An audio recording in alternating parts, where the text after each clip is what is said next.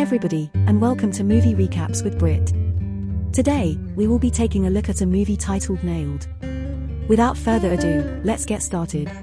In a rural area of Korea, there's a small roadside garage owned by a married couple named Jae-gu and Sun-young. Sadly, they struggle to attract customers, and their shop goes unnoticed by most drivers.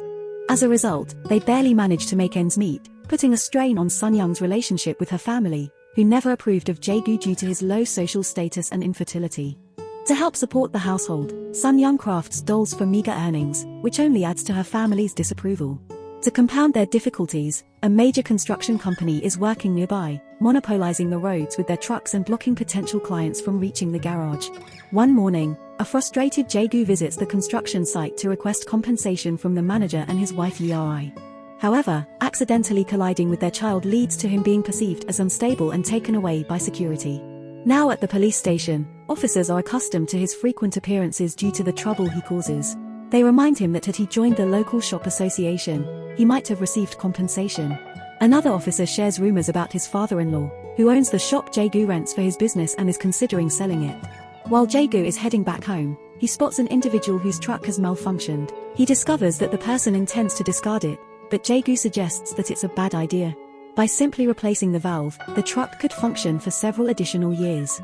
When Jae-gu reaches home, he questions Sun-young about the rumors, and she admits her father's frustration over unpaid taxes. Jae-gu becomes angry, feeling betrayed that she kept this from him. Before the argument escalates, he leaves to clear his mind. He plans to buy beer and cigarettes at the local grocery store, but due to financial constraints, he can only afford cigarettes, settling for the cheapest brand available.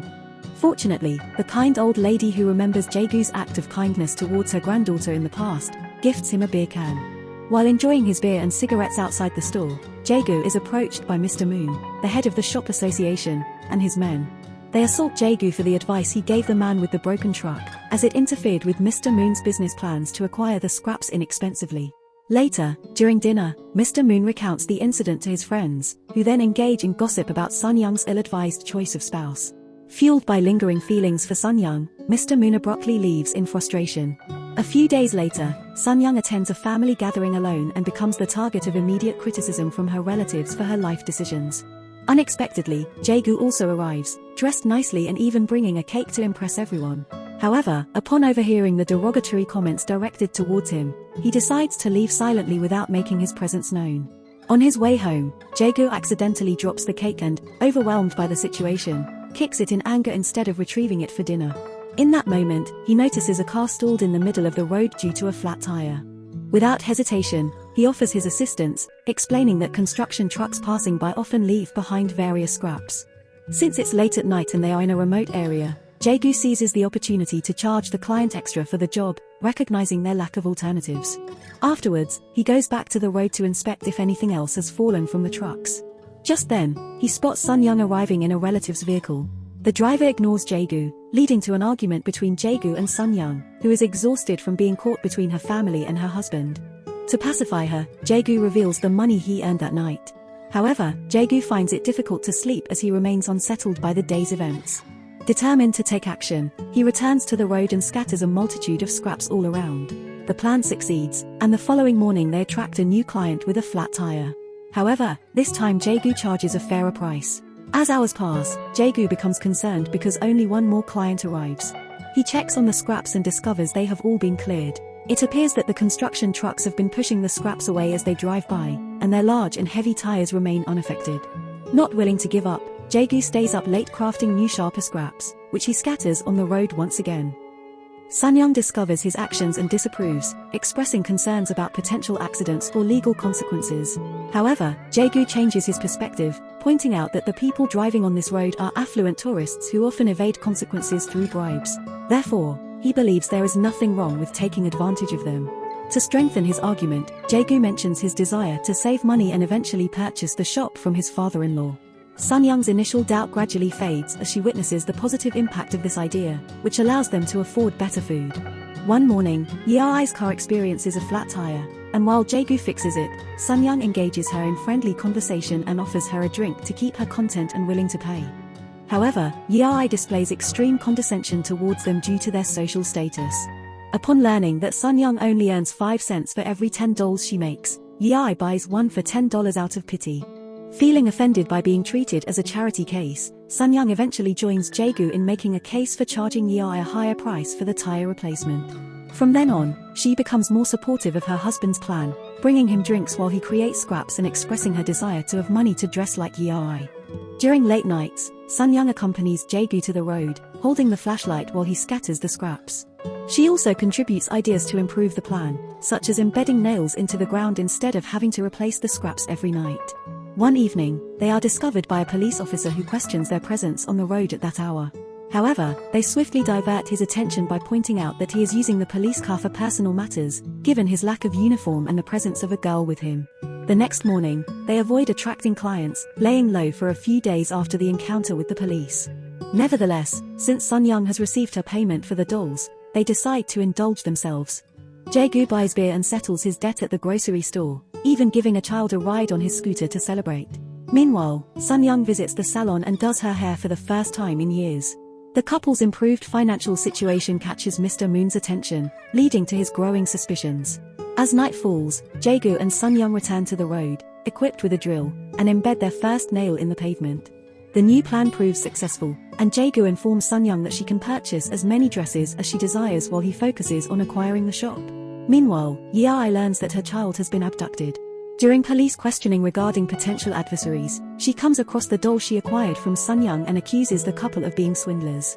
Initially, the police chief believes there isn't sufficient evidence to apprehend them, but the situation quickly changes when an officer discloses witnessing the couple's suspicious behavior on the road the previous night. Within a few hours, the police locate and arrest Jae-gu, considering him the primary suspect due to his prior altercation at the construction site and unintentional collision with the child. While Jae-gu undergoes interrogation at the station, the police conduct a search of the shop, with Sun-young's father present as the owner. Instead of offering help and encouragement to his daughter, her father continues to insult Jae-gu and tells Sun-young that she's facing the consequences of her choices. Eventually, there is no evidence to incriminate Jae-gu, leading to his release without charges. As an apology, the police chief drives him home, displaying initial understanding but also advising him to stop causing trouble for his men and defend himself better. The next day, Jae-gu prepares his tools to return to the road, as they have suffered financial losses during his absence. Despite Sun-young's concerns about her husband and the risk of being discovered, she cannot persuade him to take a break. Meanwhile, Mr. Moon remains convinced that Jae-gu is hiding something, and in collaboration with his police officer brother, they decide to take turns monitoring the garage couple. Sun-young goes to the road again to plant a nail, and Mr. Moon spots her but waits until she leaves to find the nail. He intends to use this information to his advantage. With the nails back in place, business improves, allowing the garage couple to enjoy eating out without hesitation. One day, an elderly couple with a flat tire seeks a discount, but Jae-gu charges them the full price. Meanwhile, Sun-young encounters Mr. Moon at the grocery store, where he admits knowing about the nails and requests a private meeting to keep the secret. As night falls, both Jae-gu and Sun-young struggle to sleep. Jae-gu feels remorseful for overcharging the elderly couple as it reminds him of his deceased parents, and Sun-young worries about Mr. Moon's potential actions. Sun-young indirectly raises the question of what they would do if someone discovered their scheme, and Jae-gu responds that he would quit before it is reported to the police. The next day, Sun-young reflects on how much their plan has improved their lives and makes a difficult choice. She meets with Mr. Moon and agrees to engage in adultery with him to ensure his silence. Following their encounter, Mr. Moon instructs his brother to end the surveillance on the couple at the garage. The act of paying for Mr. Moon's blackmail leaves Sun-young feeling extremely guilty, so when she encounters old friends who invite her to go shopping, she agrees as a way to distract herself.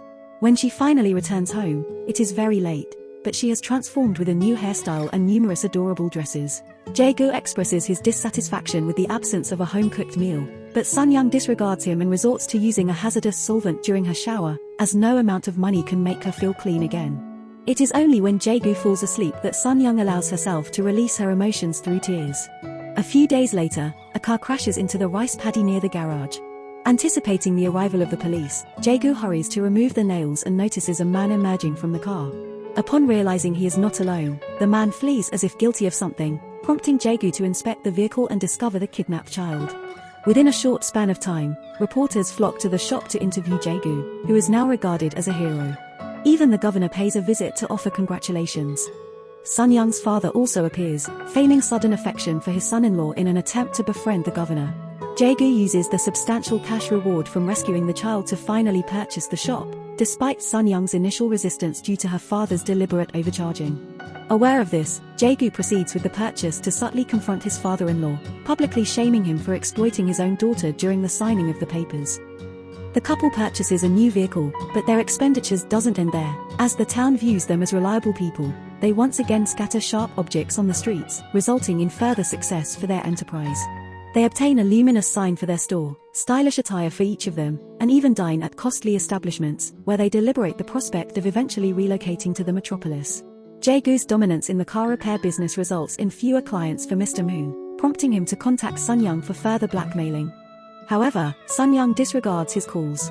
Meanwhile, an unidentified car begins tailing Jae-gu once again. One day, while enjoying a beer in town, Jae-gu hears commotion and follows a police officer to the hospital, where he discovers that his nails have caused an accident and injured a driver. Overwhelmed with guilt, Jae-gu is confronted by Mr. Moon, who warns him to leave before exposing him as the responsible party. Distressed, Jae-gu drives home and recalls Sun Young's rhetorical question, realizing that she has been aware of Mr. Moon's actions. Meanwhile, Sun Young is adding more nails to the road when Jae-gu confronts her, leading to an emotional breakdown.